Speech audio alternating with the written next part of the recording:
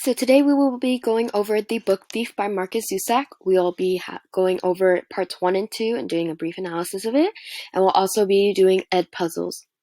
So first off, today's focus, we will be focusing on the narrator versus the main character, analysis of the main character, the setting and timeline of the story of parts 1 and 2, and then we'll also be going over Liesel in after she's stolen the first book versus after having stolen the second book, and then we'll also be making some brief connections.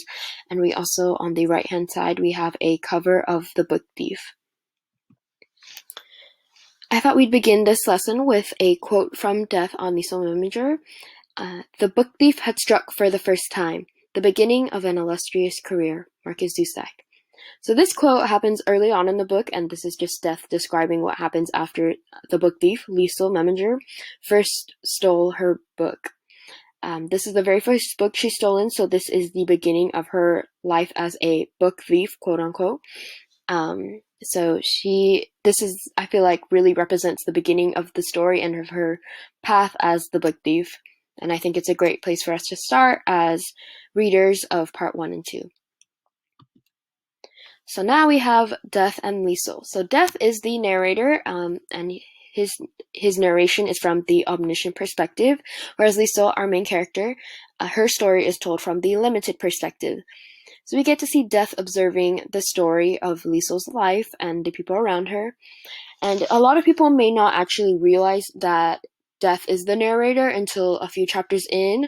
Maybe some of you recognize that earlier, and some of you may have recognized that a little bit later on, because Zusak does not explicitly state that Death is Death right away at all. So you kind of have to feel for it, and you understand that as you keep reading through the story. Now, Liesel, we see that she has a limited perspective because she only is aware of what's happening in her life and from the people around her. So she does not see everything that's happening around her like Death does. So that's why we get Death telling the story of Liesel's life and the people around her as well. So through Death, we get the perspective and background, I think, a lot, whereas Liesel is just the main story.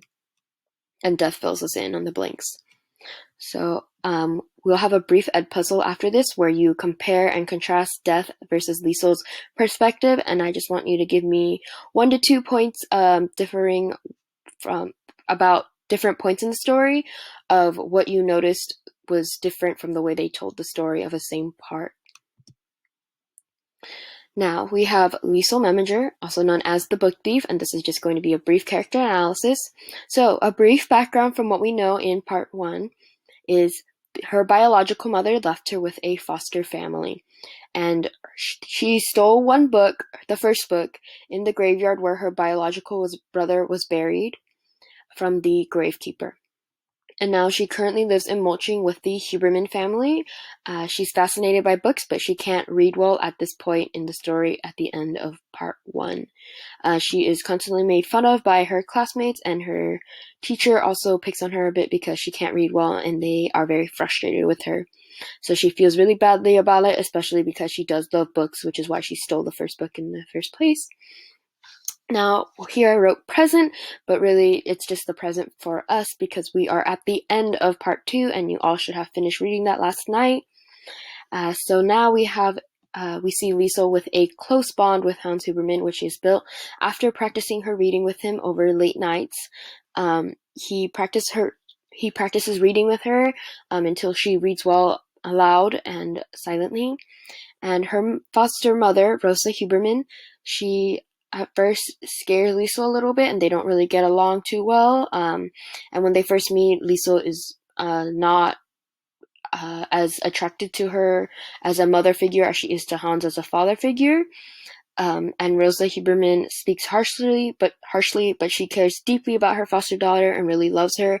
And Liesel also grows to love her as well, and she begins to understand that the harsh language is just a cover and a way to protect herself.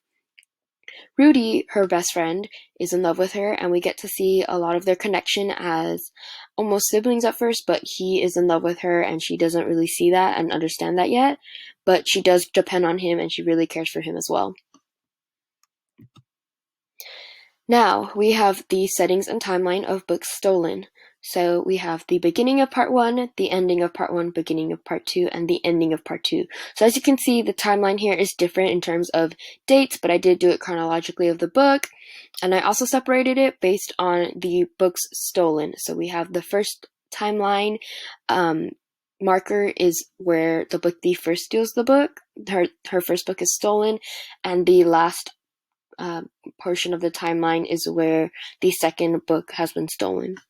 So for the beginning of part 1, we are set in Mulching, Germany, as are the rest of the settings. So Liesel is on her way to her new foster family home, which we see where after her biological mother has dropped her off and almost abandoned her, or did abandon her to live with them.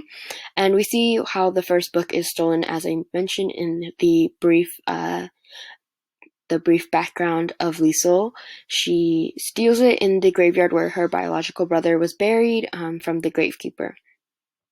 Now, in the ending of part 1, Liesel is still mulching, and we see Liesel struggling to read in her classroom. Rudy comforts her on the way back to their homes on Himmel Street, and as we mentioned earlier as well, Liesel does struggle to read in the classroom, and she's made fun a lot, and Rudy also, who egged her on for a little bit, basically tricked the teacher into making her read.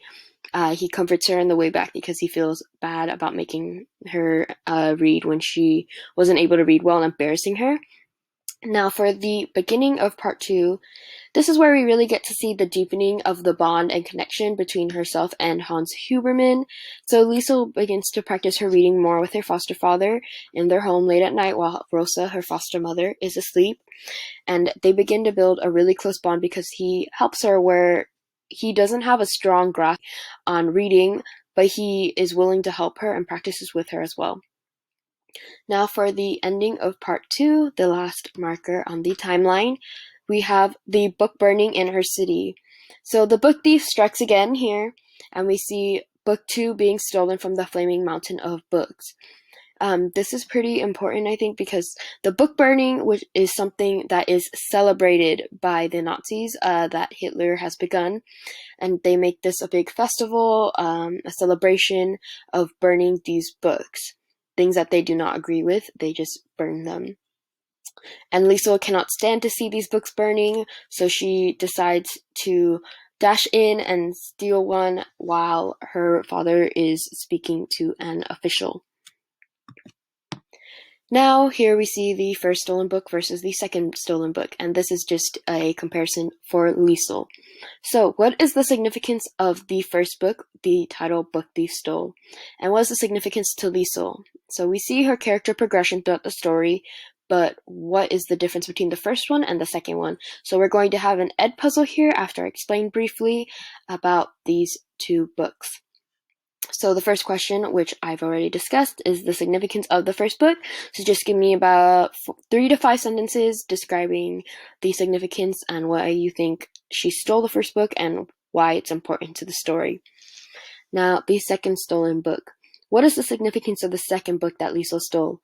Remember that in the beginning of the story, Death points out that the first book, which was stolen in the snow, and the second book was actually stolen in fire. Now we see the difference of the two elements in play here in nature and progression and growth. So we see the cold and then we see it burning. Now I want you to tell me a little bit, 3 to 5 sentences again, just explaining what you think the significance of this is and also why Death mentions the snow versus the fire elements of where she stole the books of the setting. So just go ahead and fill that out, and then we'll be moving on to the next section. And this is the last section where we'll just be making some brief connections and just reviewing what we've discussed today. So first off, we have Death as a narrator. So Death, as we discussed, has an omniscient perspective and viewpoint. So he is able to tell the whole story, whereas Liesel is not. She has a limited perspective and point of view, so she is only aware of the happenings in her life. She's not able to describe what's happening to other people because she's not able to see it, whereas Death can. So we see Death giving a lot more background for readers, whereas Liesel gets the main story across. But Death does do a lot of the storytelling. And now we see Liesel and her foster family. This is the second main point, which we had discussed today. So Liesel and her foster family, we see the great bond that they develop, and this is really crucial to the story because her mother had abandoned her in the beginning and she was scared to move in with them. But once she got close to them and she was exposed to the kindness of her foster father and foster mother, she really grows attached to them. And lastly, we see Liesel, and this is the main point, I think, of this lesson today. So from the first stolen book to the second stolen book, we see a lot of character development, and we get to see the reasoning between why Liesel stole the first book versus the second book. So the first book, she just was kind of drawn to the book that she sees the gravekeeper holding, and then later on with the second book, we see her purposely and intentionally stealing it from the burning flame, and she just cannot bear to see this book being burned, so she goes to rescue the book almost and takes it home to read it at night, even though she knows she's not allowed to. And that is all for today.